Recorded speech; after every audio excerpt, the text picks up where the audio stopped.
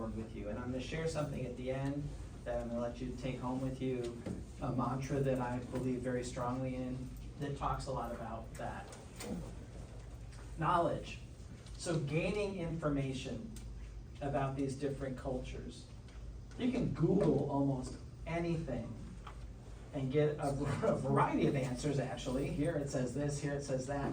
Try to kind of boil it down to what you really know, right? Because if we don't have the knowledge, if we don't understand, if we are at least competent, at the very least competent, and it, just like with the At Home with Diversity course, Fairhaven, all these things that NAR offers, there's no expectation that you walk out of the room going, okay, I know how to treat this culture and what they want.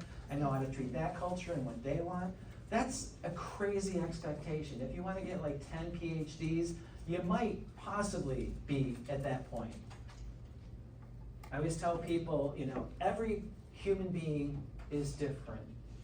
And I'm going to use this term just in description, not the way it's been used lately, but a snowflake, right? We're all, every snowflake is different, we're all different. Every house is different, just based on where it's sitting, right? It could be identical, but one's here, one's there. We are all different. Do we try at all? The practices, the beliefs, the worldviews. Nathan stepped out of the room, but he was sharing his dad came here to the United States with $7 in his pocket and did not speak English. And now they have this amazing brokerage and they're successful. That's a huge leap. Imagine the courage to do that. And I hope Nathan, I'm sure he does, remembers he's one generation from that. So he could have the same courage, the same, you know, you have to open your mind, if you're that immigrant that doesn't even speak English, to understand how your worldview can be effective in this world. So skills. Here's the thing, you know, we look for, and this gets sensitive.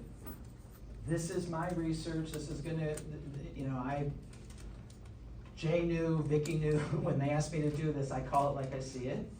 Sometimes we just look at the statistics about diversity. This person is this, so maybe they should come join us. Well, we need to match skill set up as well.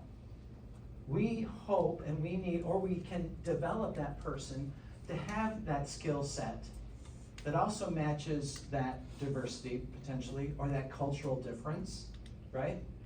Empathy. There's not a lot of empathy going on right now. Adapt. Are we open enough? Do we take that extra 10 seconds? Are we curious enough that we can then adapt to what's around us without changing who you are? Right? Adaptation is critical to growth. It's critical to what you're doing. Maybe you never sat on a board before. Maybe you were never on a committee or sat in a leadership position. Are you ready to adapt yourself to that position? You might have been somebody on a committee before and you got to speak a lot, you got to bring your ideas forward. Well, if you're the president of a board or the chair of a committee, that's not your job. Your job is to zip it. Guide the conversation and listen, and then share that information back with staff. That is one of the hardest things for somebody to adapt to. As the former president, I know Atwal, Terry, Jamie, you can get this. When you're a former president, oh my God, they're screwing it up. You have trouble adapting to your position. It's the hardest thing, right? To just close your mouth. Right, Atwal, especially when you've had the experience, you gotta like go, okay, it's somebody else's turn. Yeah. Somebody else's turn to step up to that position. One of the most important things, and cultural competency helps you with this, your job as a leader, your job as somebody, anybody in society, is to find somebody to replace you. Who can I help gain this skill set so that when I'm gone, these things continue to happen? Right? The strategic plan, this mission, whatever it might be. Find that person that can replace you. What's your attitude? You see, we're kind of drilling down a little bit into the subjective things. Do you cultivate positive attitudes towards cultural differences? Do you value diversity? Let's, if you have trouble with the word diversity, let's take that word out. variety.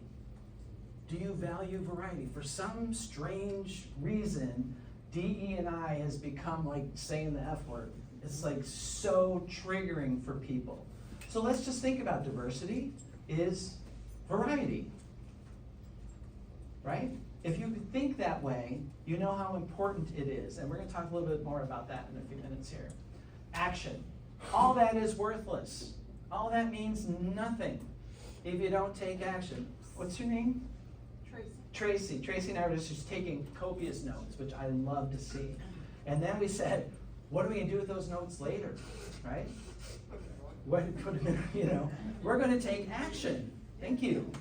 Because if we don't, what was the point? What was the point of you sitting here if you don't take this out? Just take one thing. I don't expect the elephant to be eaten all at once. Just take one thing and apply it to anywhere in your life it's appropriate. Then you take an action. Then you just didn't sit here because you were told to, or because you had to, or it was a requirement. NAR leadership, if you want a leadership position, including a committee chair at NAR, you have to take At Home with Diversity. You have to do the Fairhaven Online, C2EX, right? And the Beyond Diversity course, or the Bias Override course.